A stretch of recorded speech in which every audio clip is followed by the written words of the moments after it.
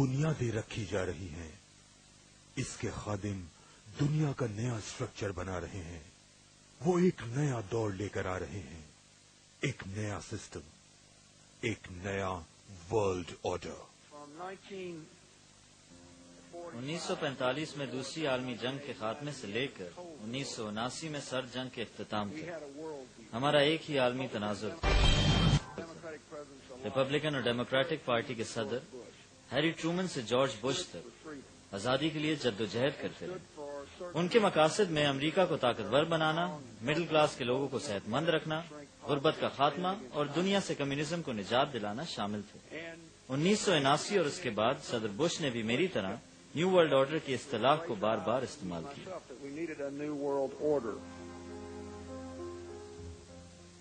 अब हम एक नई दुनिया की तस्वीर उभरते हुए देख सकते हैं, जिसमें एक हकीकी न्यू वर्ल्ड ऑर्डर वजूद में आ रहा है।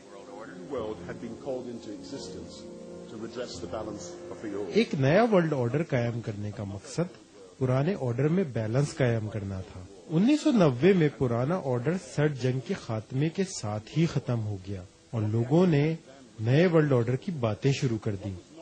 इनके कहने का मतलब ये था कि एक नया सियासी वर्ल्ड ऑर्डर वजूद में आ रहा है। इस वक्त लोगों ने ये इदराक न किया कि दुनिया में ग्लोबलाइजेशन इतनी तेजी से दुनिया को तब्दील करके रख देगी और लोगों की जिंदगियां तब्दील हो जाएंगी। अब हम पर यह हकीकत आश्कारा हो रही है कि फौजी कुव्वत के साथ साथ इक्तिसादी ताकत ने भी ग्लोबलाइजेशन से होने वाली तब्दीलियों में अहम रोल अदा किया है। अब हमारे सामने मौजूदा और आइंदा नस्लों के लिए न्यू वर्ल्ड ऑर्डर कायम करने का मौका मौजूद है। एक ऐसी दुनिया जिसमें जंगल का कानून ना हो, बल्कि कानून की हुक्मरानी हो और ये कानून अक़वाम आलम के लिए ज़ाब्ता कायम करे, जिसके बाद अक़वाम मुत्तहिदा एक ऐसा इदारा बन सकेगा जो आलमी अमन कायम करने में अहम किरदार अदा कर सके।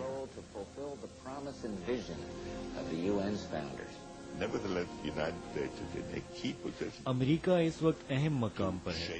बुश की सदारत के बाद एक न्यू वर्ल्ड ऑर्डर तश्कील पाएगा।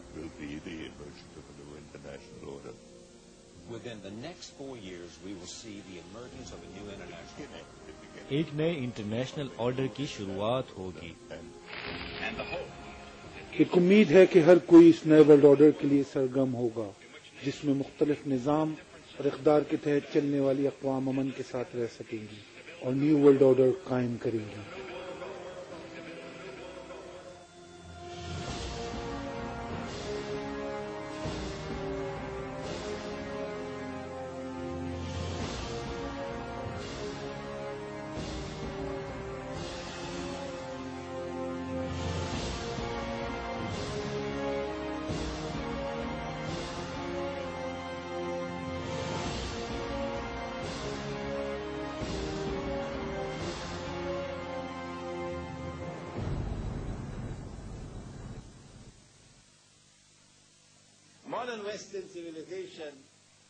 क़यामत के बारे में जदीद मगरबी तहजीब का एक गैर तहरीर शुदा ख्याल है,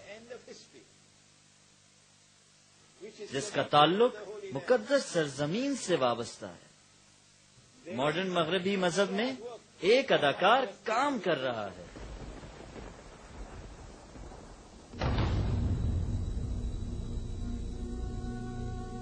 जब हम मजहब दुश्मन दज्जाल के खादमीन के मौजू पर बात करते हैं तो इनके सिंबल्स या लोगोस को समझना होगा, जो इस जमाने में चीजों को कंट्रोल कर रहे हैं।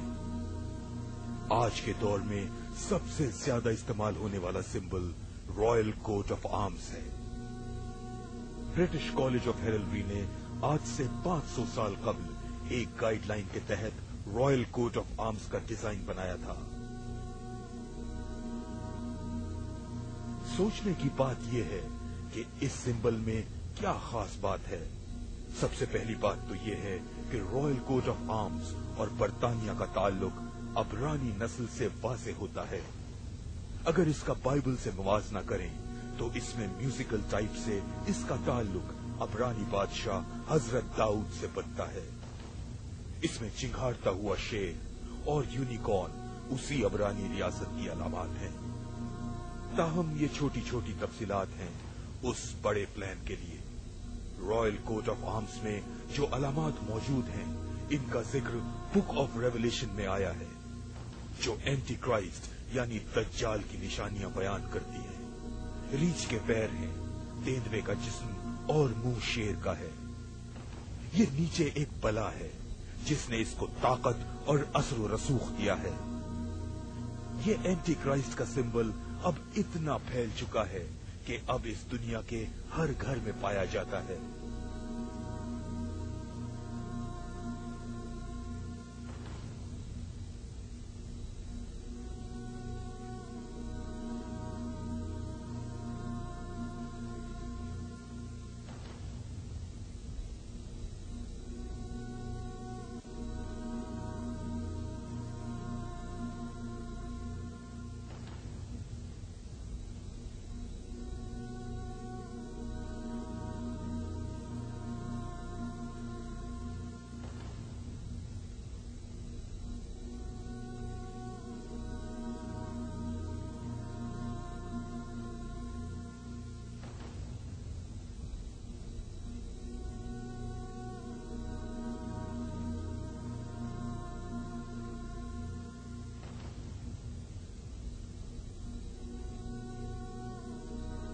मैं पहुंचा, मैंने देखा और मैंने फतह कर लिया। हम इसको क्या समझें? क्या कहानी यहीं पर खत्म हो गई? अभी और बहुत कुछ बाकी है।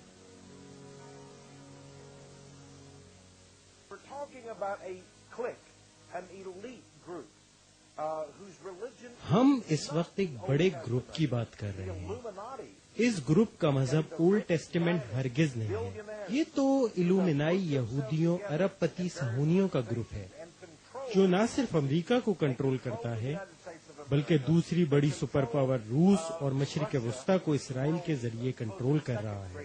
इसराइल के पास 400 एटमी हथियार, केमिकल और बायोलॉजिकल हथियारों का जखीरा है। ये लोग अक़वाम मुत्तहिदा के जरिए यूरोपीय दुनिया को कंट्रोल कर रहे हैं।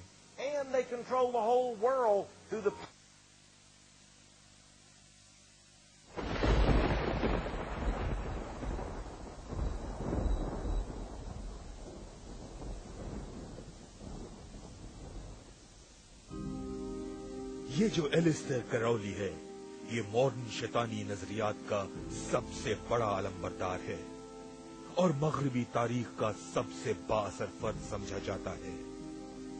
गुज़िश्ता 2 आलमी जंगों में करौली बरतानवी और अमरीकी खुफिया एजेंसियों के लिए जासूसी करता था और इसकी शोहरत शैतानी नजरियात और गैर इखलाकी लाइफस्टाइल की वजह से ज्यादा रही। इसे आलमी मीडिया ने दुनिया का बदतरीन जहन रखने वाला शख्स करार दिया।